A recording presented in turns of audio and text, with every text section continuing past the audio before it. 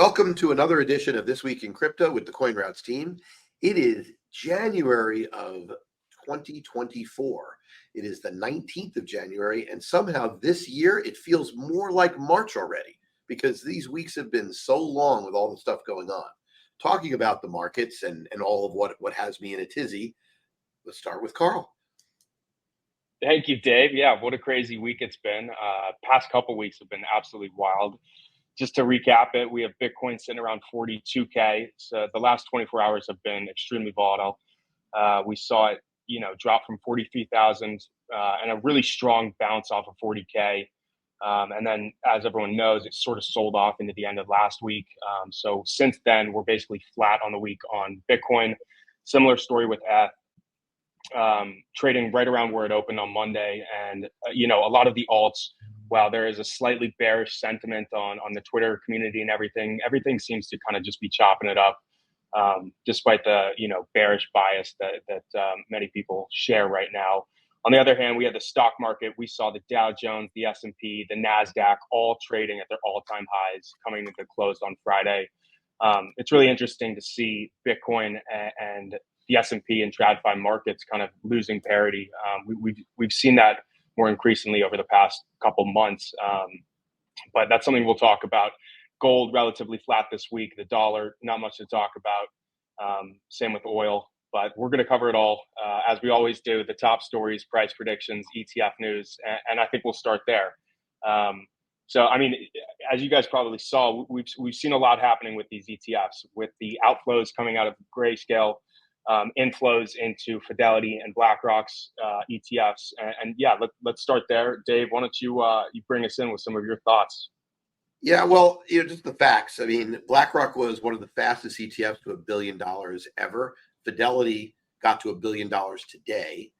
We've seen, several billion dollars we think of outflows from Grayscale. And so the real question is, where is it going? What's going on? Those are facts that we know. We also know that somewhere around 750 billion, give or take, seems to have left the CME futures open interest, which was on the long side. And so net, it looks like, there's some selling, which accompanied this move down from 48. Now, for those who care about technical levels, if you look at Fibonacci numbers, and I won't go into the details, but happy to explain the math if anyone wants to comment or ask or hit me up on Twitter. But the fact is the first Fibonacci retracement level would be about 42.5. The second would be somewhere in the 39s. We never got to the second. We got kind of halfway between the first and the second, and now we're very close to that first Fibonacci level again. All of this means to say is it's no big deal. People should just calm the fuck down. That's the reality. The reality is Bitcoin is a volatile asset. We're talking about a major narrative shift, but it doesn't move in a straight line.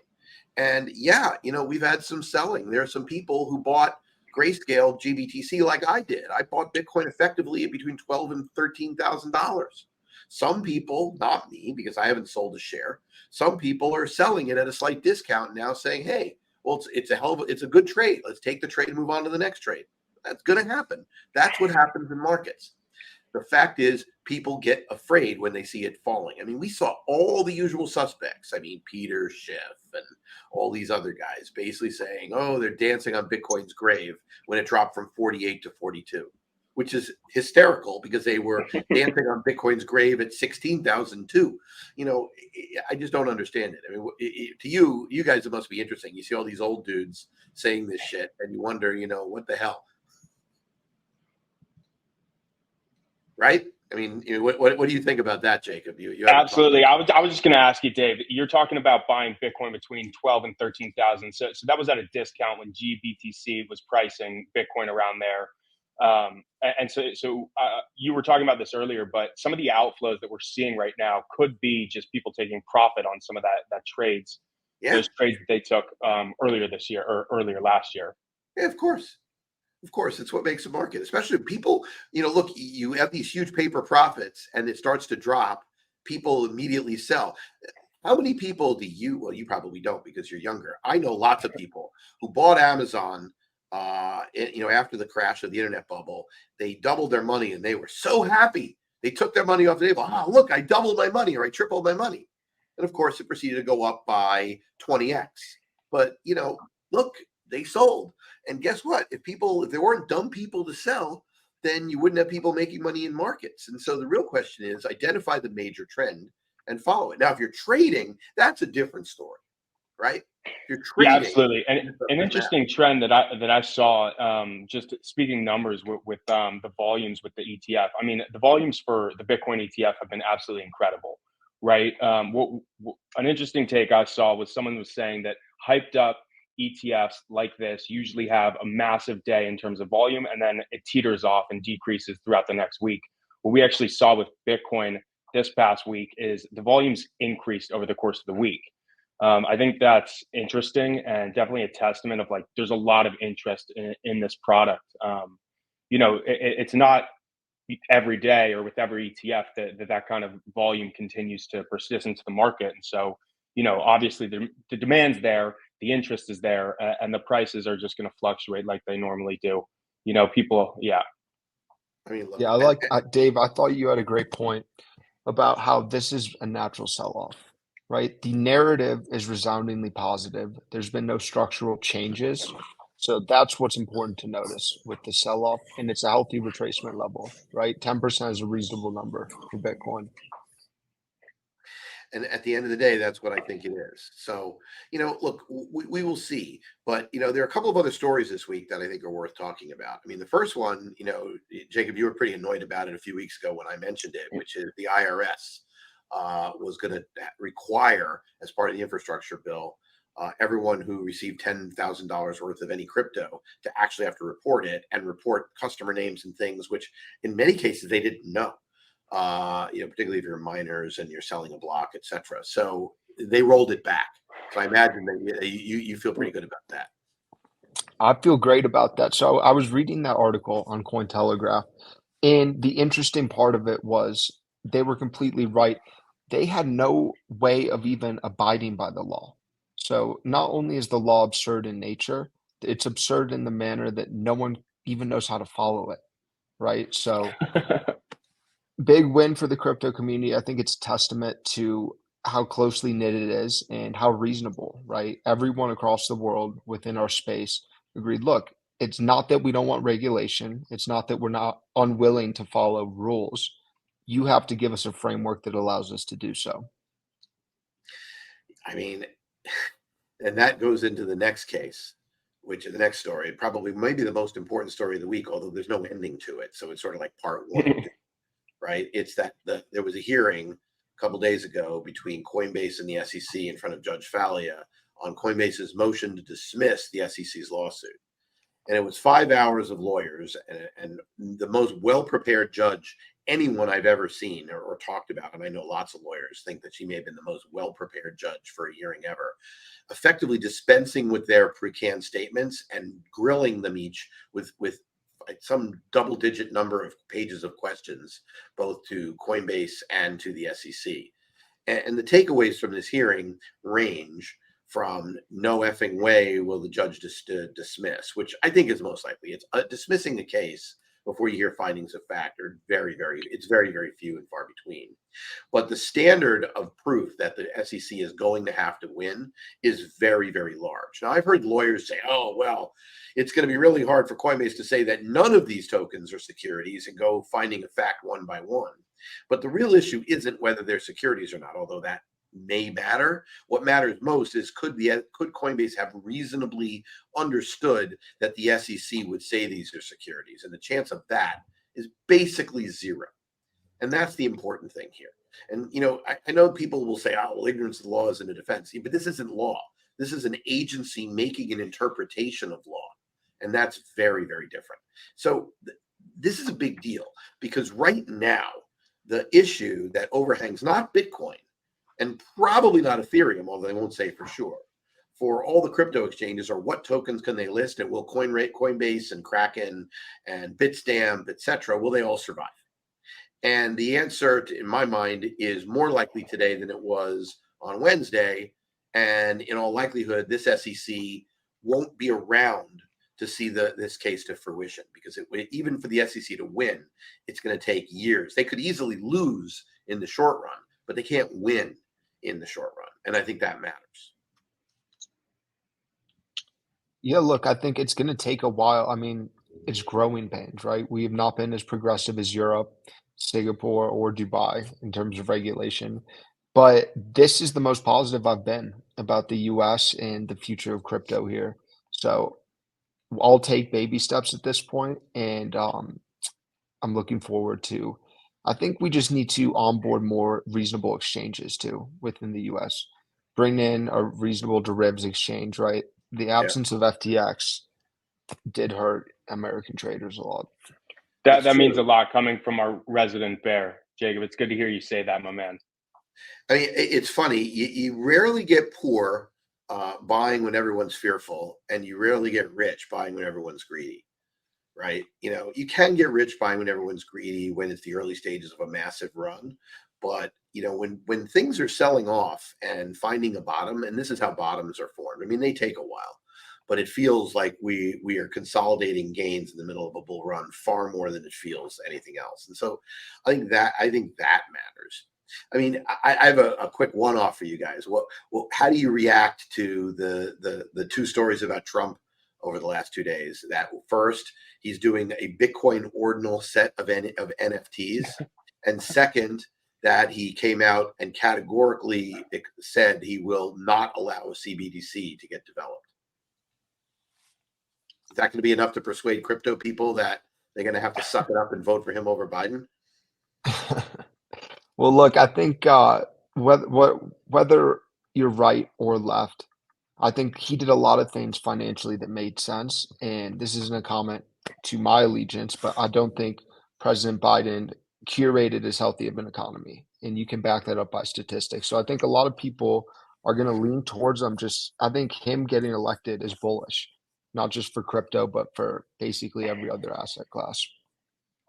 No, you've seen this before. As far as the NFT stuff that Donald Trump, we saw him do this before. I'm pretty sure crypto was on a run up. That was on the second way up in 2022 or 2021. We saw this with all the big name brand, Pepsi, Coke, everyone changing their Twitter handles to whatever their name is, Pepsi.eth, and then commenting "wag me" and "friend" and all these stupid things. And so, I mean, they're jumping on the hype train, and it's a sign of an ultimate top. Jacob, we were saying this is that we're in group messages, and our friends, when they start texting us about, oh, is now a good time to buy? Yeah, that's probably a good sign that we should, maybe sell some and buy back lower, and might be in local top. Yeah, I think but at the end of the day, yeah, I was going to say, at the end of the day, if you've closed your eyes and looked over the past. Not looked over the past week. If you just have bought, a month ago, and despite all the news, all the ETF BS, whatever's been going on, Bitcoin is literally exactly where it was 4 weeks ago. So I think there's a lot of news that's been overhyping. Bitcoin's been extremely volatile, hitting this upper and lower bounds of the 48K to 40 range many times in the past 4 weeks. And so I think that, at the end of the day, we're just ranging. Okay. Don't overthink it. Right. I mean, if we're consolidating this long in a bull market, it could be great. But at the end of the day, you just be cautious. Right. Yep. And there's the PSA for the day, which is to say, be careful with leverage. And if you are going to use leverage and you are going to trade, use tools like CoinRoutes, because looking right now at our stock pressure index, our overall consolidated book data, and I've been watching it all day long. And whenever I've been looking at the spot market, it's been unbelievably uncannily accurate, right? In terms of whenever the red side is bigger than the green side, it moves lower. Right now, the green side is higher than the red side. And so it's just jumped $20-$30, and who knows what it's going to do, ultimately. But if you're trading, you want tools. And so the tool that you're describing is an aggregate of multiple exchanges, order books layered on top of each other. Is that right? And so when you can kind of see, not just one exchange, but multiple exchanges where their bids and offers are and the volume at which they're placed in the book, it's a very helpful tool for short-term price movements. Is that correct, Dave? Yeah, for those who care, it's this one right here in the middle, which will update it. Whenever you see it like this with the green, you tend to see, you look a few seconds later and it generally migrates a bit higher. So okay, it was $6 higher from when it was, and now it's getting closer to balanced. And it's kind of farting around now. Now it's there. Will it go back up? Well, etc. And you watch this enough, and you get to see that sort of thing. And so it's there are lots of tools we have in terms of spreads and stuff, and you guys are deep in the weeds in this too. The point is, if you're trading and you actually are trying to time the market, you need all these tools. That's the reality, because otherwise you're going to be giving up information to other people. That's really the only thing I'd say. Shall we move to some predictions, fellas? I mean, last week, Jacob, I mean, you couldn't have hit it any harder. I mean, what did you say? It was going straight down. 48K was our maximum top, and we're going down from there. Dave, I hate to say it, but I do remember you saying, and I quote, "I'm so bullish, it fucking hurts." I'll take the L. That means Jacob gets to go first for next week. Well, if it does make you feel better, my prediction was perfect. My execution was decent. It could have been better, but almost got shaken out on some of the altcoin rallies late in the week, which were pretty interesting to see. Some projects rallying 10+% while Bitcoin was flat. But luckily, everything headed in the direction I'd anticipated. I think over the next week, I think we see some downward pressure, but I wouldn't be surprised if we get pinned between 42 and 40. It's going to take a lot to break the 40 level. I think psychologically it's a big level for people. A lot of people have DCA'd in the 30s, willing to protect the 40 level. So I anticipate Bitcoin kind of stays pinned, and we may see alt volatility. Okay. I go last since I was the worst last week. So Carl, you go next. I share the exact ideas that Jacob. We talk about this all the time. Bitcoin. I mean, this is something I've been saying. It's been, this range is so incredibly important for Bitcoin, in between 48,000 and 40K. Right. We saw it on the way up. We saw it on the way back down, and we see it now. It's been here for 4 weeks. It's probably going to stay here. I don't see any reason in the short term, unless some crazy news event comes out. If it does breach below 40K, I can't imagine it's going to be there for long before it comes right back in here. If any big move is going to happen, both sides are going to get wicked out. And, I can imagine that while Bitcoin's kind of trending in this range, that alts are going to be insanely volatile. And that's what we've seen so far. And that will be my opinion going into this next week. So my opinion's a bit different. First of all, I was totally wrong last week, but I had no execution because once again, I didn't do any trading. I'm just a long-term holder at this point. I actually think there's a very real chance, because I'm going on vacation next week. So I'm actually going to be in Taos, New Mexico, and not watching the markets, not sitting in front of a screen. Historically, whenever I go away from a screen, all hell breaks loose. So considering that, what my thought process is, I would not be surprised to see a wick down to test the second Fibonacci level, which is coincidentally just below the last CME gap that has to be filled. And I've been asked on Twitter, do I believe in the CME gaps, and do I think it's a big deal? Do I think that's necessary to take out? And my answer is generally no. But since it coincides with that next Fibonacci retracement level around 39.5, I think that there's a very real chance we'll get that wick down. Having achieved that at the same time as I think the selling from GBTC, the actual natural selling, not just the hedge selling, will get exhausted over the next week or so.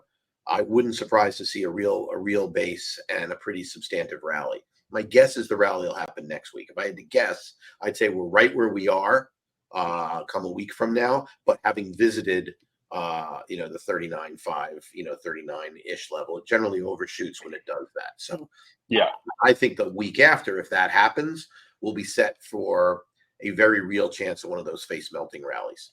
Yeah, and that would line up just like what Jacob said 2 weeks ago, which is typically in these bull markets we see Bitcoin retrace 20, it could be 10 to 30%, right? And so if it does wick down, it would be a great washout of late longs, and then put us in a good spot to continue.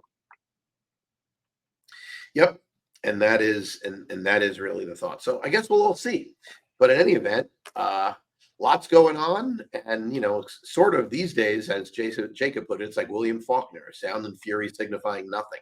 But we shall see how it goes. Take care, everyone, and have a great week. Bye, guys. As Thank you. usual, as Jacob would say, hit the like button, Like, comment, subscribe. have questions in the channel, and we'll try to get to them.